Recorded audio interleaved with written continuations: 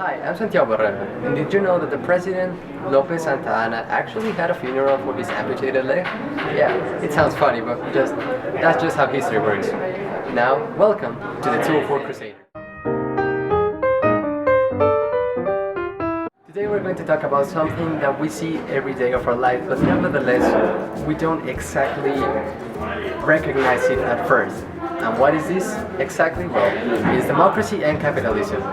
But what are these two concepts about? Now, what are the differences between capitalism and democracy? Well, democracy is a way of government.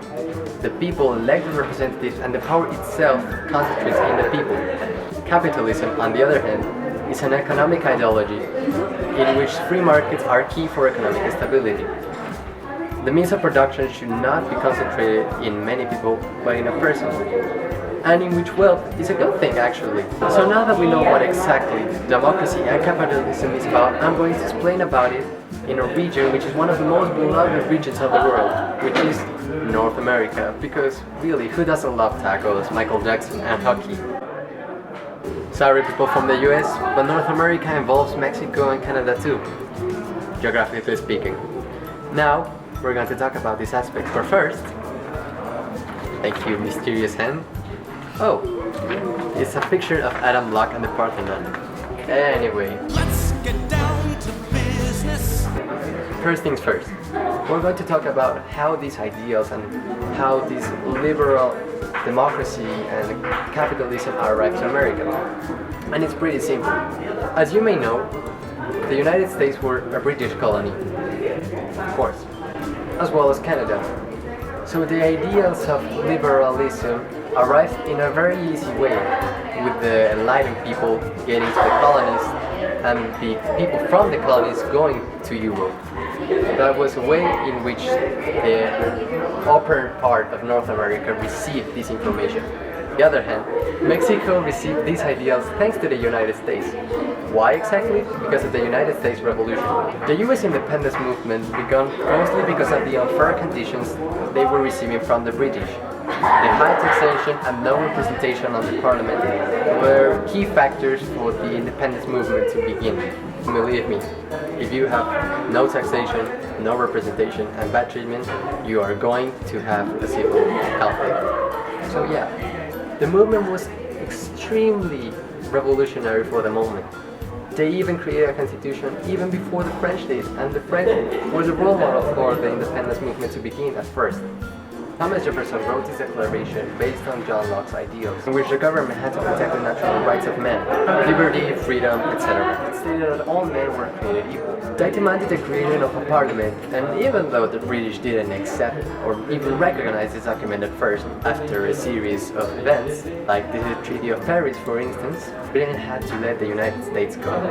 After all the success and all the attempts to create a constitution, finally, in 1787, the United States, thanks to the document James Madison wrote, achieved democracy. The Constitution, it stated a new way of government, a new way to elect your representatives, a vice president and a president, and the power each one of them had. It also stated the representation of powers and that every citizen had the same privileges. All of this in fact will give you a modern and liberal democracy. After all the problems the United States had to face, they serve as a role model for their southern neighbors 30 years after, which is Mexico. In 1810, Mexico started their fight for independence from the Spaniards. The movement had similar reasons to happen. No taxation, no representation, mistreatment from the Spaniards. These were internal causes for the movement to happen. But also there were external causes, such as the Napoleonic Wars, which overthrew the king in Spain. This made the Mexicans want to rise in arms, and they did. The independence movement was divided in different stages.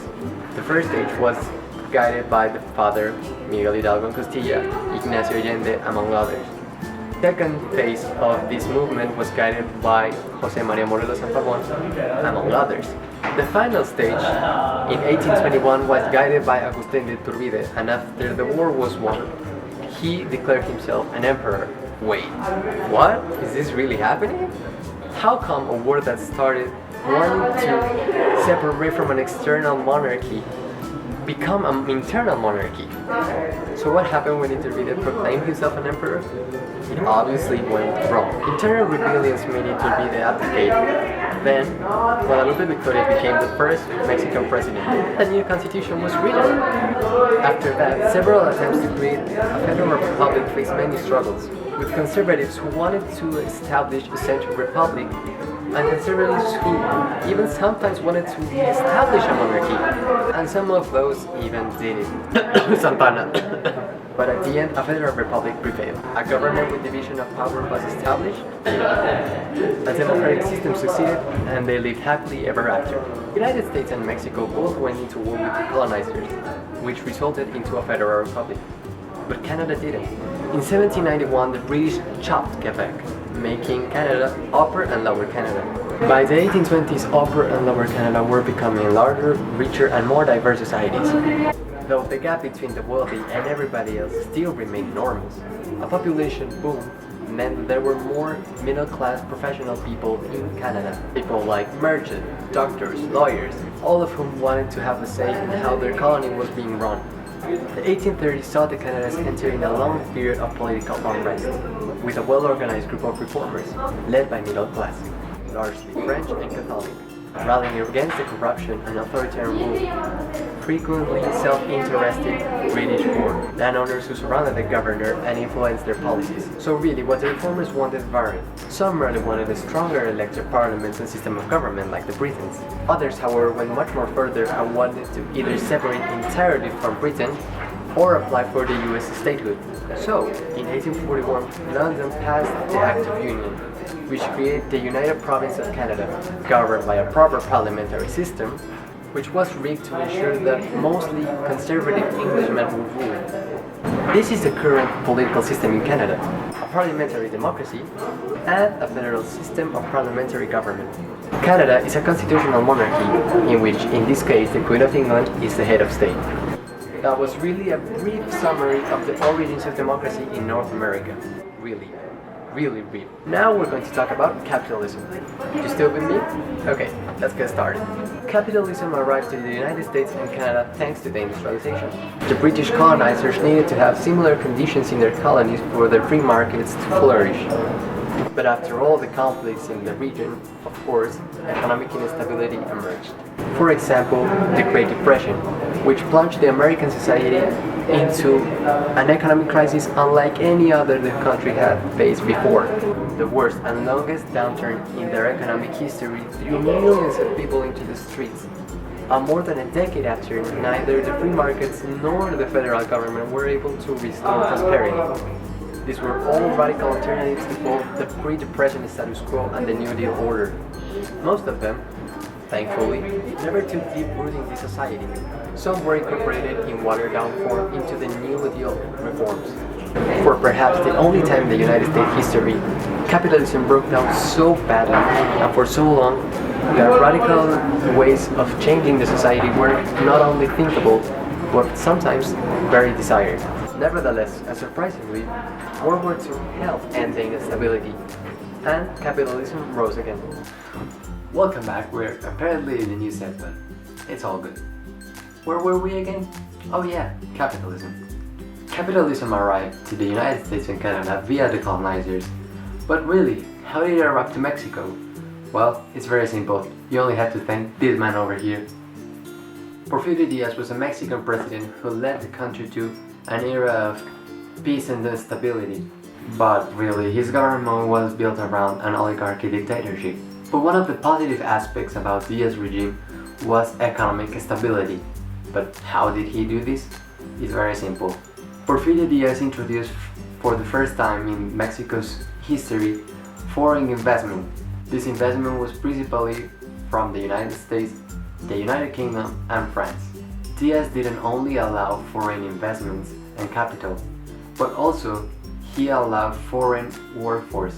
This of course helped a lot when it came to building new railroads, new telegraphs, new ways in communicating the south and the north of the country, which, as you may know, are very strategic points because the south has the most ports in the country and the north has the more natural resources when it comes to minerals. So not only the British and the Americans and the French arrived, also the Dutch and the Germans arrived. These two principally were focused on extracting natural resources.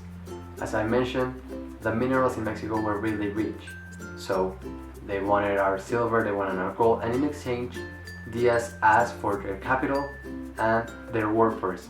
All these factors, of course, helped the country to increase their production and stabilize the economy, which had been going through very rough times due to the past conflicts. And as I mentioned, the relationship between the south and the north of the country was key to improve the economy of the country itself. Not only that, but also the allowance of the foreign investment and the foreign workforce created a better image of the country in the international community.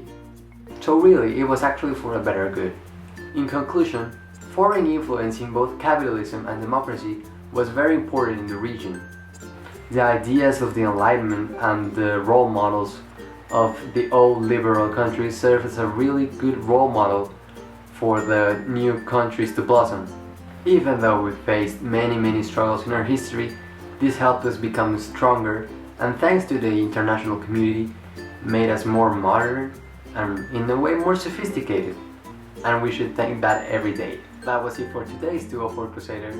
I'm sorry for the abrupt change in the setup, but circumstances made me do it. But anyway, I hope I was helpful in a way or another in your assignments or in your studying. And I hope you come back next week. My name is Santiago Barrera, and remember, to know and understand our present, we must at least know what happened in the past. Stay awesome.